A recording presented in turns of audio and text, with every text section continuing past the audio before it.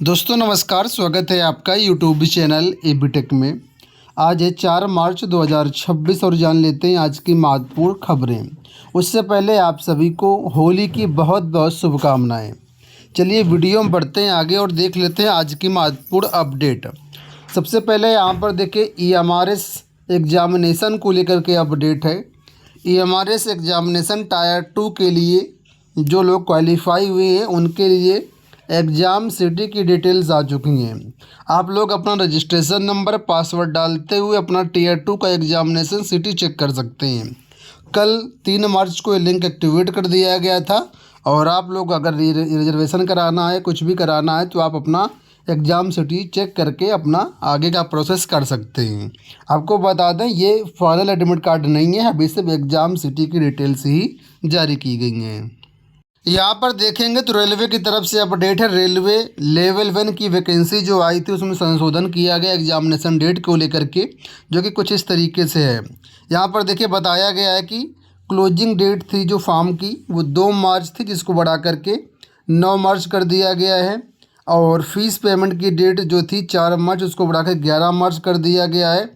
इसी तरीके से और जो डिटेल्स है उसमें संशोधन किया गया है। तो आप लोग जानते हैं लेवल 1 के लिए ऑनलाइन आवेदन चल रहे हैं, तो इसमें जो नई डेट हैं आपके सामने आ चुकी हैं।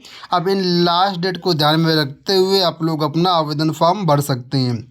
आपको बता दें बहुत अच्छी वैकेंसी है रेलवे ग्रुप डी के लिए, तो ये आपके पास अंतिम मौका है। एक तरीके से आप इसको लग समझिए कि डेट यहाँ पर बढ़ा दी गई हैं। बहुत सारे लोग अभी तक आवेदन नहीं कर पाए थे, तो उनके लिए डेट आ चुकी हैं। अगली अपडेट भी रेलवे को लेकर के यहाँ पर आपको बता दें, असिस्टेंट लोको पायलट ALP की बात हो रही है। विज्ञापन संख्या 1/2025 के अंतर्गत, जहाँ पर कुछ छात्रों की जो एग्जामिनेशन डेट है वो प्रभावित हुई थी, जिनको ध्यान में रखते हुए यहाँ पर जो है नई एग्जामिनेशन डेट जारी की गई है। तो यहाँ पर देखिए बताया गया है कि notice for reschedule date for CBT 1 for the affected candidates of the shift 1 and the candidates of shift 2 and shift 3 on 18 February 2026 at venue code 38197। तो इस वेन्यू कोड में और जो अफेक्टेड कैंडिडेट्स हैं उनके लिए यहाँ पर रिवाइज एग्जामिनेशन डेट जारी कर दी गई है। ये एग्ज़ाम जो है पटना बिहार सेंटर का है, KSM सॉल्यूशंस। अब यहाँ पर रिशेड्यूल किया गया 11 मार्च 2026 को, ठीक है। और इसके लिए जो एग्जामिनेशन सिटी हैं, ट्रैवल पास है, वो 6 मार्च को जारी कर दिए जाएंगे। और जो आपके फाइनल कॉल लेटर है वो आप डाउनलोड कर पाएंगे 9 मार्च से। तो इसको आप चेक कर लीजिए जो भी कैंडिडेट्स हैं। केंद्रीय विद्यालय में वॉक इन इंटरव्यू के बेस पर ये भर्तियाँ आई हुई हैं। जो भी इच्छुक अभ्यर्थी हैं यहाँ पर आवेदन कर सकते हैं। चकेरी कानपुर में जो PM श्री केंद्रीय विद्यालय क्रमांक नंबर 1 है, वहाँ पर ये भर्तियाँ हो रही हैं। इसके लिए जो आपके इंटरव्यू होंगे 10 मार्च 11 मार्च और 13 मार्च को प्रातः 9 बजे से शुरू होंगे। संविदा के आधार पर ये भर्तियां होनी हैं और इंटरव्यू के आधार पर यहाँ पर आपका सिलेक्शन होना है। यहाँ पर प्राथमिक शिक्षा एवं बाल वाटिका शिक्षक की वैकेंसी है, जिसका इंटरव्यू 10 मार्च को है। TGT PGT का इंटरव्यू 11 मार्च को होगा, पद आपके सामने है। और बाकी पदों का इंटरव्यू 13 मार्च को होगा, जो कि आपके सामने मेंशन किया गया, ठीक है। तो यहाँ पर ज़्यादा जानकारी के लिए आप नंबर 1 kanpur.kvs.ac.in पर जा कर के आप ले सकते हैं। अगली देखिए अपडेट है कि होली से पहले विद्यार्थियों के चेहरों पर छाई मायूसी, 50,000 फेल। प्रोफेसर राजेंद्र सिंह रज्जू भैया राज्य विश्वविद्यालय ने होली से ठीक 2 दिन पहले सोमवार को विषम सेमेस्टर का परीक्षा परिणाम जारी कर दिया है। निराशाजनक परीक्षा परिणाम देख सभी अभ्यर्थियों की चेहरे पर मायूसी छाई हुई है। जनवरी महीने में स्नातक और परास्नातक विषम सेमेस्टर की परीक्षाएँ हुई थीं। 2 महीने के इंतजार के बाद सोमवार को विश्वविद्यालय ने सभी पाठ्यक्रमों का परीक्षा परिणाम जारी कर दिया है। परीक्षा में शामिल 55,000 परीक्षार्थियों के सापेक्ष महज 5,000 विद्यार्थी ही पास हो पाए। निराशाजनक परीक्षा परिणाम से महाविद्यालय के शिक्षक भी हैरत में हैं। एक परीक्षार्थी 2 से 3 विषयों में फेल हो गए हैं। तो कुल मिलाकर के आपके लिए एक बड़ी अपडेट है कि 55,000 में से 5,000 विद्यार्थी ही पास हो पाए हैं, 50,000 छात्र फेल है। राज्य विश्वविद्यालय ने इस बार बहुत सख्ती से परीक्षा कराई और सख्ती से मूल्यांकन भी किया, जिसके कारण यहाँ पर जो 50,000 छात्र फेल हो गए। तो BA मतलब ग्रेजुएशन और पोस्ट ग्रेजुएशन दोनों का परिणाम जारी किया गया है। जो लोग फेल हुए हैं वो बैक पेपर की परीक्षा में बैठ करके आगे अपना एग्ज़ाम क्वालिफाई कर सकते हैं। बीएड के प्रति फिर बढ़ा रुझान, 3 वर्ष में पहली बार 21 दिन में सर्वाधिक पंजीकरण। बीएड संयुक्त प्रवेश परीक्षा के प्रति फिर से युवाओं का रुझान बढ़ने लगा है। खासतौर पर पूर्वांचल के युवाओं में 21 दिन में 2.15 लाख युवाओं ने पंजीकरण करा लिया है और 1.5 लाख फॉर्म सबमिट कर चुके हैं, जबकि गत वर्ष 21 दिन में 40,000 ही फॉर्म सबमिट हुए थे। माना जा रहा है कि आवेदन का आंकड़ा 5 लाख के पार पहुंच जाएगा। बुंदेलखंड विश्वविद्यालय द्वारा लगातार तीसरी बार बीएड संयुक्त प्रवेश परीक्षा के आवेदन लिए जा रहे हैं।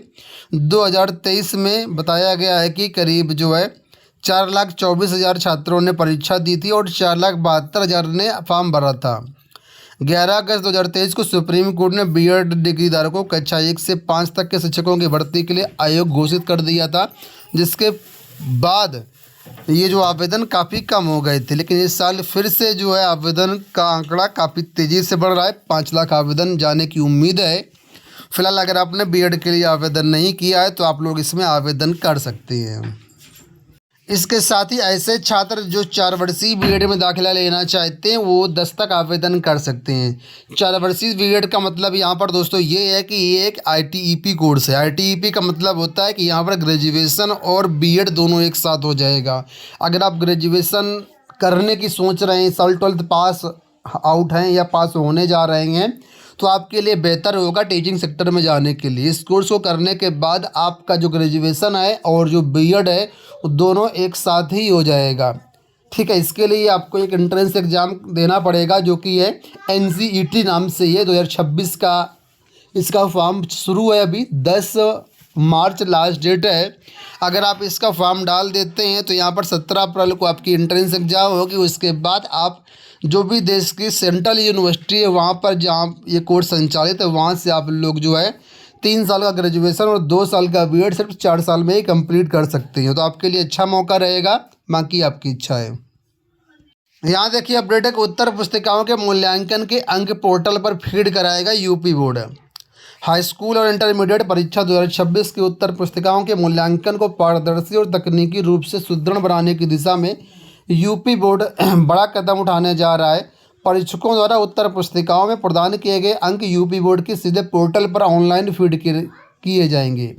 इस वर्ष इस प्रक्रिया को पायलट प्रोजेक्ट के रूप में 5 जिलों में अपनाया जाएगा। इसके लिए परिषद की वेबसाइट पर व्यवस्था बनाई जा रही है। इंटरमीडिएट प्रैक्टिकल परीक्षा में पोर्टल पर ऑनलाइन अंक देने का 1 साल का पायलट प्रोजेक्ट के रूप में सफल प्रयोग करने के बाद यूपी बोर्ड के सचिव भगवती सिंह ने वर्ष 2026 की परीक्षा में पोर्टल पर ही सीधा परीक्षकों से ऑनलाइन अंक फीड कराने की तैयारी की जा रही है। तो फिलहाल 5 जिलों से इसकी शुरुआत होगी। सब कुछ सही रहा तो अगले साल पूरे यूपी में इसको लागू किया जाएगा।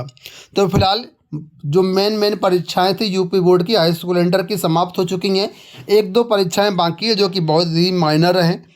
तो फिलहाल इसके लिए अब यूपी बोर्ड मूल्यांकन की तैयारी कर रहा है। यहाँ देखिए अपडेट है कि वर्ष की सेवा में नहीं मिली पदोन्नति, 28 दिन बाद रिटायर हो जाएंगे टीचर। तो राजकीय विद्यालयों में जो LT ग्रेड टीचर तैनात हैं अब उनके रिटायरमेंट का समय आ चुका है। इतना समय निकल गया, इतनी नौकरी निकल गई, लेकिन अभी तक इनको जो प्रमोशन नहीं मिला, अब प्रमोशन दिए जाने की तैयारी। बहुत से ऐसे शिक्षक हैं जो बिना प्रमोशन पाए ही रिटायर हो जाएंगे।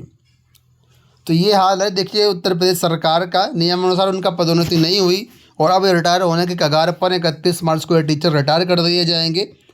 और कुल मिला करके आप देख सकते हैं किस तरीके से लापरवाही यहाँ पर हुई है। दोस्तों ये हो गई आज की सारी सूचना। इस वीडियो में इतना ही। धन्यवाद।